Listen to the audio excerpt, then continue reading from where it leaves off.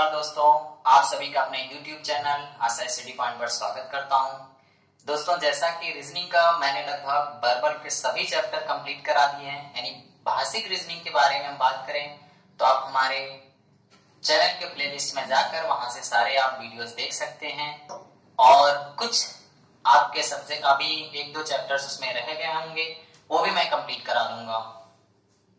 जैसे दोस्तों वो चैप्टर्स मैंने अभी आपके पेंडिंग कर दिए हैं, उससे ज्यादा प्रश्न पेपर में नहीं बनते हैं या फिर उनका लेवल बहुत हाई होता है। जैसे आप सभी के दिमाग में आ रहा होगा, सर पजल आपने नहीं पढ़ाया। तो दोस्तों मैं पजल के लिए टाइम लेकर पढ़ाऊंगा, क्योंकि पजल में आपके लंबे वीडियोस बनेंगे। एक पजल को सॉल्व आउट करने में 5 से 6 मिनट लगता है, फिर उसको नोट डाउन करने में भी टाइम लगता है। तो हम पजल पर भी चर्चा करेंगे। इनपुट आउटपुट जैसे कुछ चैप्टर्स हमारे रह गए जिनको कंप्लीट करेंगे, बट कुछ महत्वपूर्ण हमारे वर्बल के चैप्टर आ जाते हैं, इनको हम सब देखते हैं। तो दोस्तों बिल्कुल कंफ्यूज मत होइएगा कि आज का हमारा जो टॉपिक स्टार्ट होने वाला है सादृश्यता एनालॉगी, कि हम ये पढ़ा चुके हैं, डेफिनेटली पढ़ा चुका हूं। वर्बल में आपको पढ़ाया गया था, आज पढ़ने वाले हम नॉन वर्बल रीजनिंग के। मैंने 2 टाइप्स आपको बताए थे कि हम 2 पार्टों में रीजनिंग को पढ़ेंगे। एक तो हम वर्बल के रूप में भाषिक और दूसरा हम नॉन वर्बल यानी अभाषिक के रूप में पढ़ेंगे।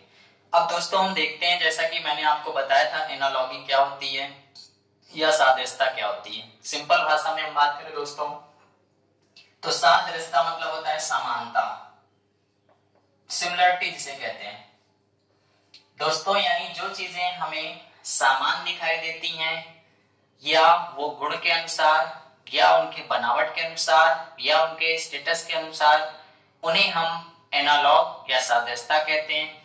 अब दोस्तों वर्बल नॉन वर्बल में डिफरेंस क्या है? देखिए वर्बल में क्या होता था, हम शब्दों के संबंध को या न्यूमेरिकल के संबंधों को या अल्फाबेटिकल वर्डों के संबंधों को समझकर क्या करते थे, उसमें अपना लॉजिक लगाते थे। अब यहाँ दोस्तों ऐसा नहीं करना है।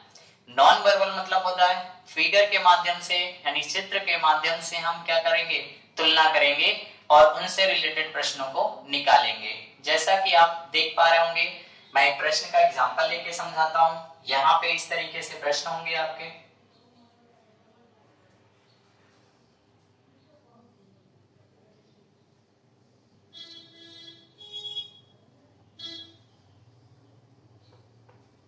आपका ये पार्ट मिसिंग होगा, इसको या तो एक साथ में जोड़कर बना देगा या अलग अलग कर देगा।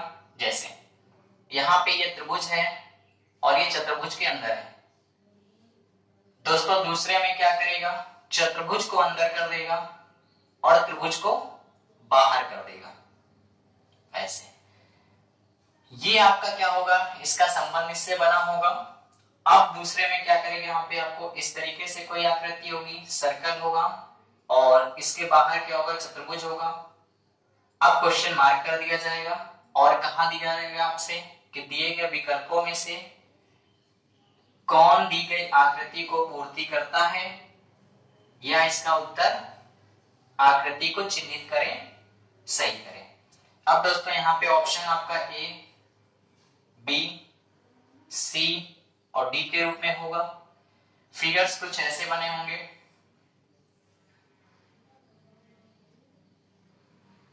सर्कल होगा, चतुर्भुज होगा। अब इसके बाद क्या कर देगा, पंचभुज बना देगा, इसके अंदर सर्कल बना देगा। यहां पे क्या करेगा, सर्कल बाहर कर देगा और पंचभुज को अंदर कर देगा। या फिर यहाँ पे क्या करेगा, आपको सर्कल अंदर कर देगा और यहाँ पे कुछ आकृतियों में कुछ इस तरीके से डिफरेंस कर देगा।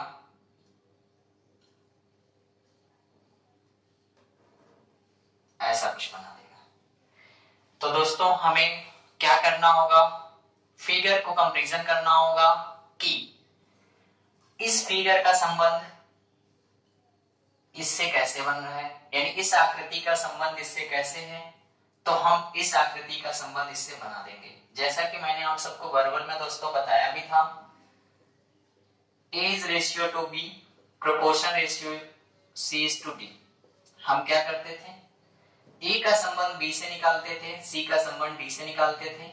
जैसा कि राज्यों की राजधानी ले लेता था, करेंसी ले लेता था, या कुछ ना कुछ संबंध बनता था। अब दोस्तों यहाँ पे हमें ऐसा नहीं मिलेगा, यहाँ हमें क्या करना होगा, फिगर टू फिगर यानी आकृति टू आकृति में कन्वर्ट करना है। अब देखिए दोस्तों यहाँ पे जो अंदर था बाहर हो गया, जो बाहर था अंदर हो गया, जो छोटा था बड़ा हो गया, जो बड़ा था वो छोटा हो गया। सिंपल लॉजिक मिल गया हमारे पास। इस आकृति का हमसे पूछा गया है, मान लीजिए वहां पे कुछ ऐसा भी बना दे तो आप परेशान नहीं होंगे, इनको अलग भी कर सकता है, ऐसा बना देगा, यहाँ पे ये रेशियो बना देता है और इसको भी अलग कर देगा, इसको ऐसे बना देगा, इसको ऐसे बना देगा, यहाँ पे ये संबंध बन गया और यहाँ पे इसका क्या होगा, आपका क्वेश्चन मार्क यहाँ पे बना के ऐसे बना देगा। तो बन गया ना वही ए का संबंध बी से, सी का संबंध डी से। तो हम यहाँ किसके बारे में बात कर रहे हैं, भाषिक रीजनिंग का हम पहले चैप्टर के बारे में बात कर आभाषिक रीजनिंग के पहले चैप्टर के बारे में बात कर रहे हैं, यानी नॉन वर्बल के बारे में। इन्हें जो भी प्रश्न यहाँ पे होंगे सब डायग्राम से रिलेटेड होंगे। तो दोस्तों हम देखिए, सर्कल को बाहर करना है और चतुर्भुज यानी इसको क्या करना है, अंदर करना है। तो ये ए ऑप्शन देखिए आपका मैच कर रहा है, सर्कल बाहर हो गया है और बाहर वाली आकृति अंदर हो गई, तो ए विकल्प आपका सही हो जाएगा। वो जिस भी ऑप्शन पे होगा आप इसको सही करेंगे। तो और भी प्रश्नों को हम सब देखते हैं। देखिए वर्बल में आपको नई नई चीजें मिलेंगी, जबकि नॉन वर्बल में नई चीज नहीं मिलेगी। उसका रीजन है फिगर बहुत ज्यादा नहीं बन सकते हैं, और फिगर बनेंगे भी तो आपको कॉन्सेप्ट मिल जाता है।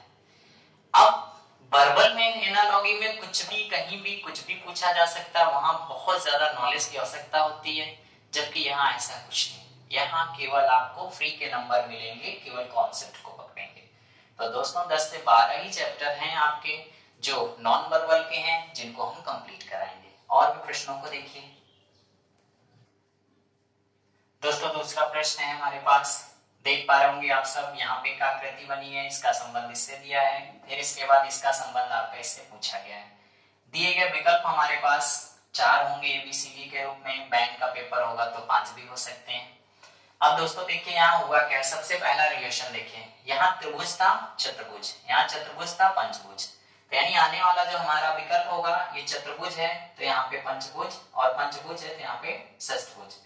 तो दोस्तों अब जो हमारे पास विकल्प होंगे पंचभुज और षष्ठभुज से होंगे, तो इसका मतलब हमारे आंसर क्या होंगे, 3 में से कोई होगा। ए वाला ऑप्शन तो ऐसे ही बाहर हो गया।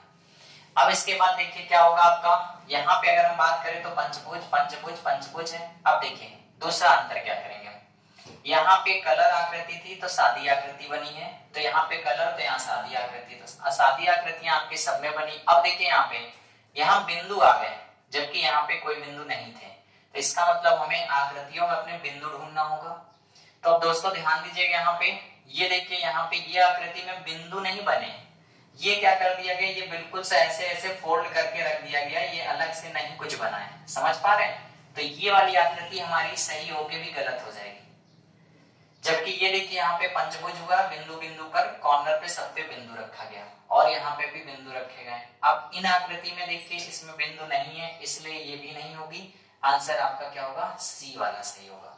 यानी फ्री के नंबर हैं, केवल आपको ध्यान देना है। दोस्तों नेक्स्ट प्रश्न लेते हैं। तो मैं ये कहना चाहता हूं कि देखिए यहाँ पे थोड़ा सा फिगर दाएं बाएं हो सकता है। उसका रीजन है कि दोस्तों जब आप पेपर देंगे तो वहां कंप्यूटराइज फिगर होगा जो बिल्कुल बैलेंस होता है।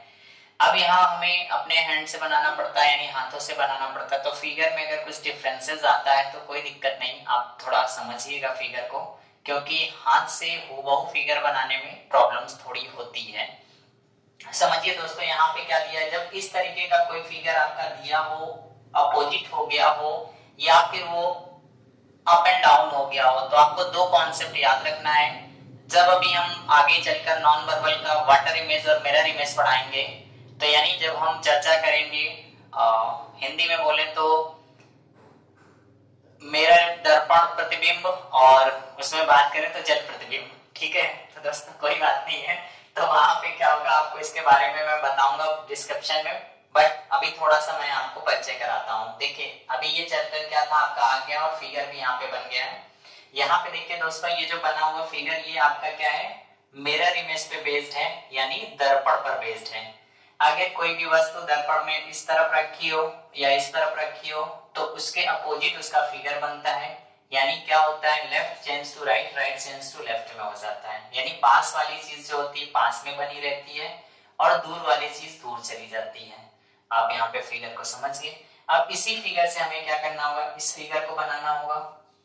तो ध्यान दीजिएगा दोस्त, सबसे पहले दूर वाली चीज दूर, यानी जो आप देख पा रहे हैं कोण इसका, यानी हम बोले तो कोना, ठीक।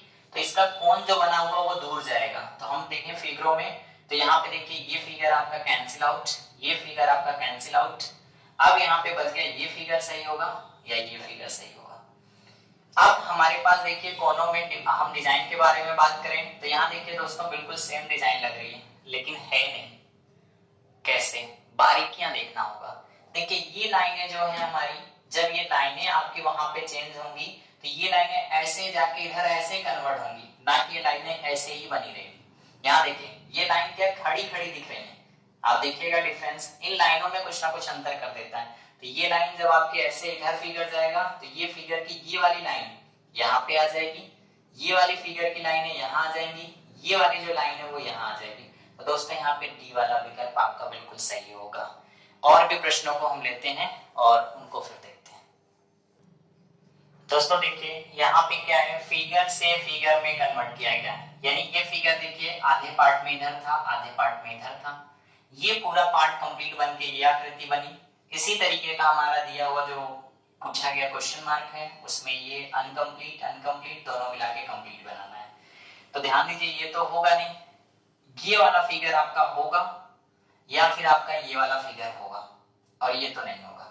अब दोस्तों ध्यान दीजिएगा यहाँ पे कि ये फिगर जब आपस में पूरी तरीके जुड़ गया है और ये भी फिगर आपस में पूरी तरीके जोड़ना है, इसलिए आंसर इसका बी सही होगा, ना कि इसका डी सही होगा, ये गलत हो जाएगा। यही अगर यहाँ पे दोस्तों कुछ ऐसा कर देता, ऐसा, तब फिर हमारी आकृति क्या हो जाती, तब डी वाला सही हो जाता। देखिए इजी होते हैं लेकिन जल्दबाजी में गलती होती है। तो आपको ध्यान ये रखना है कि हमको बहुत शॉर्ट टाइम पर और कंसंट्रेट करके, यानी हम कह सकते हैं एकाग्र होकर इनको लगाना होगा। बहुत माइनर माइनर डिफरेंसेस आपको मिलेंगे और अगर आप उनको पकड़ लेते हैं तो 100% आपका पूरा पूरा सही हो जाता है। तो इस सीरीज में दोस्तों आज का हम अंतिम प्रश्न लेते हैं। उसका रीजन ये होगा कि हम बहुत ज्यादा फिगर बना नहीं सकते हैं और आप भी बोर होंगे, हम भी बोर होंगे, इसलिए हम ये कहना चाहेंगे कि आपके पास नोटबुक जरूर होगी। आप उन बुक्स से क्वेश्चन का कलेक्शन करिए, उनको लगाइए, आंसर मैच करिए। अब फिर भी आपकी प्रॉब्लम रह जाती है, आंसर नहीं मैच करता या आप वहां तक नहीं पहुंच पाते हैं, तो दोस्तों हमारे चैनल पे आप कमेंट्स के माध्यम से उसको किसी भी तरीके से भेजिए या पूछिए, या हमारा टेलीग्राम ग्रुप भी आप ज्वाइन कर सकते हैं। वहां पे आप अपना नाम ऐड करके और आप अपने पूरे फिगर को भेज दें, उसमें फाइंड आउट करके आपको रिप्लाई कर दिया जाएगा। तो चलिए अंतिम प्रश्न लेते हैं आज का। चलिए दोस्तों अंतिम सीरीज का अंतिम प्रश्न, और उम्मीद करता हूँ आपको नॉन वर्बल का पहला चैप्टर बहुत ही इंटरेस्टिंग लगा होगा और इसके साथ आप एक्सरसाइज करेंगे तो और भी मजा आने वाला है। चलिए देखते हैं यहाँ पे, इसका संबंध इससे है, इसका संबंध इससे पूछा गया है। तो जैसा कि मैंने एनालॉजी में बताया है, समरूप चीजों को आपको फाइंड करना होता है। यहाँ पे देखिए सिंगल आकृति थी, डबल हो गई, यहाँ पे जो डबल थी वो सिंगल हो गई। हमें भी यही करना होगा, जो डबल है उसको सिंगल कर देना है। तो जो डबल है उसको सिंगल करेंगे तो दोस्तों ये ऑप्शन होगा, बाकी ये तो गलत हो जाएगा। अब दोस्तों क्या है, जो हमारे पास सिंगल है वो डबल कर देना है। तो यहाँ पे ये जो सिंगल है इसको डबल करना है। तो यहाँ पे देखिए ये भी डबल है, ये भी डबल है, तो यानी आंसर आपका बी, ए और बी दोनों में हो सकता है। अब डिफरेंस देखिएगा, यहाँ पे ये वाला जो था नीचे हो गया, तो ये वाला जो होगा हमें क्या करना होगा, नीचे कर देना होगा। तो यहाँ पे दोस्तों देख रहा होंगे आप, ये वाला यहाँ पे नीचे है, तो इसका मतलब बी ऑप्शन सही हो जाएगा, ये आपका गलत हो जाएगा। तो सबसे पहले क्या करेंगे, आप दिए गए विकल्पों में से उन विकल्पों को बाहर कर देंगे जो दूर दूर मैच नहीं करते हैं। तो ऐसी कंडीशन आपकी दो फिगर में बचेगी और दो फिगर में से थोड़ा सा अगर हम ध्यान दे देंगे तो हमारा राइट वाला आंसर मिल जाएगा। तो उम्मीद करता हूं दोस्तों आपका नॉन वर्बल पोर्शन अब से शुरू हो चुका है और लगातार हमारे नॉन वर्बल के वीडियोस आते रहेंगे। अगर आप चैनल पर नए हैं तो चैनल को सब्सक्राइब करिए। धन्यवाद।